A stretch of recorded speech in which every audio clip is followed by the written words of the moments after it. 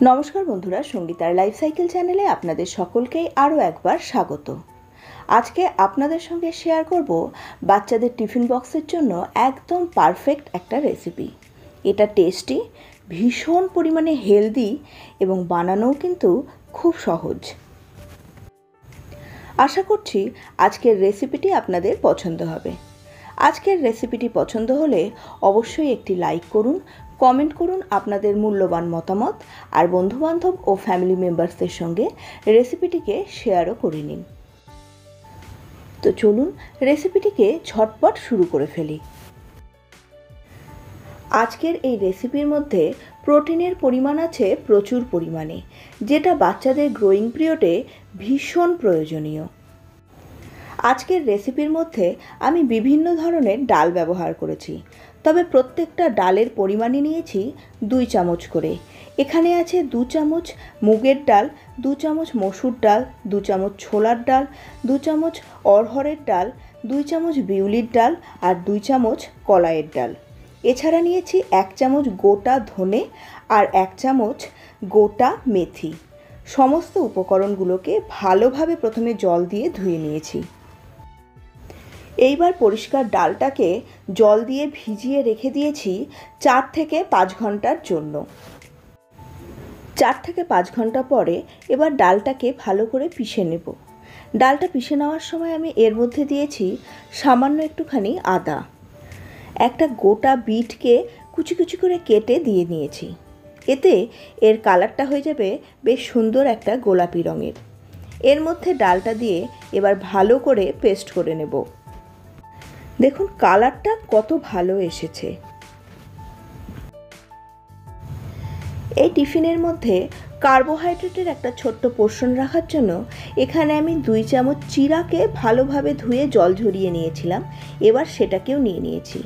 এই চিড়াটাকে বাকি যে ডাল ছিল সেই ডালের সঙ্গে আর একটুখানি বিটের সঙ্গে ভালো করে আবারও পেস্ট করে নেব।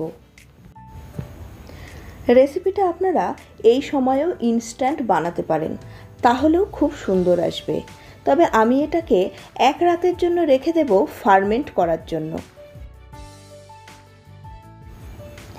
দেখুন বন্ধুরা, এটা অনেকটাই কিন্তু ফেপে উঠেছে, আর এর ওপরে যে রঙটা দেখতে পাচ্ছেন কালচে, সেটা বিটের রসের জন্য। একটু নাড়াচাড়া করে নিয়েই দেখুন সবটাকে ভালোভাবে মিশিয়ে নিয়েছি।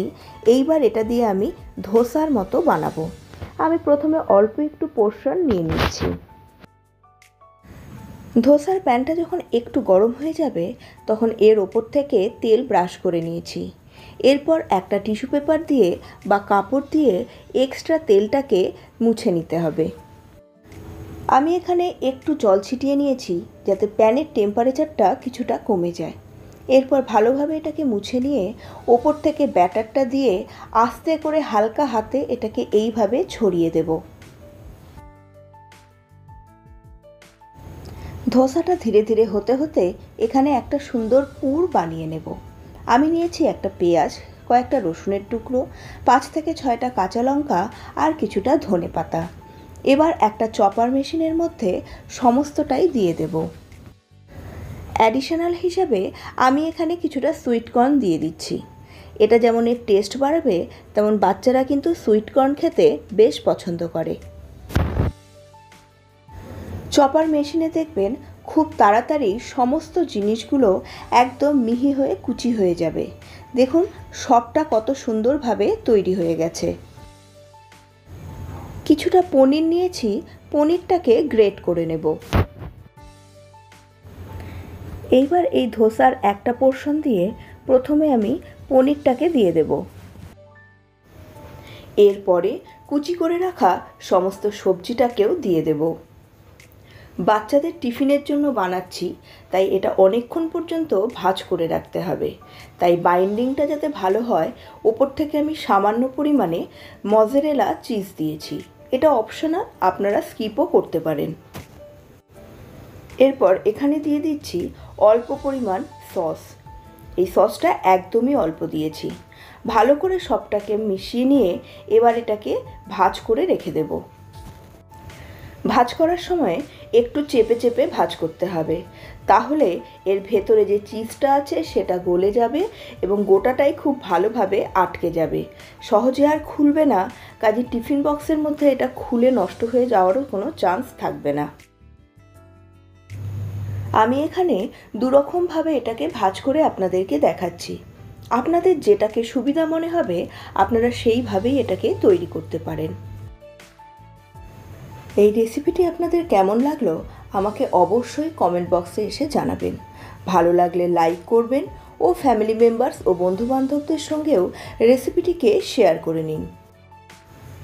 আর আপনারা যদি আমার চ্যানেলে নতুন হন তাহলে চ্যানেলটিকে সাবস্ক্রাইব করে পাশের বেল বাটনের অলে ক্লিক করে দিন, যাতে আমার প্রতিটি নতুন রেসিপির নোটিফিকেশন আপনাদের কাছে পৌঁছে যায় সবার আগে। আপনাদের সঙ্গে আবার দেখা হচ্ছে পরবর্তী আরও একটি নতুন ধরনের রেসিপি নিয়ে। ততক্ষণের জন্য সুস্থ থাকুন, ভালো থাকুন এবং অবশ্যই এই রেসিপিটিকে একবার হলেও ট্রাই করে দেখুন।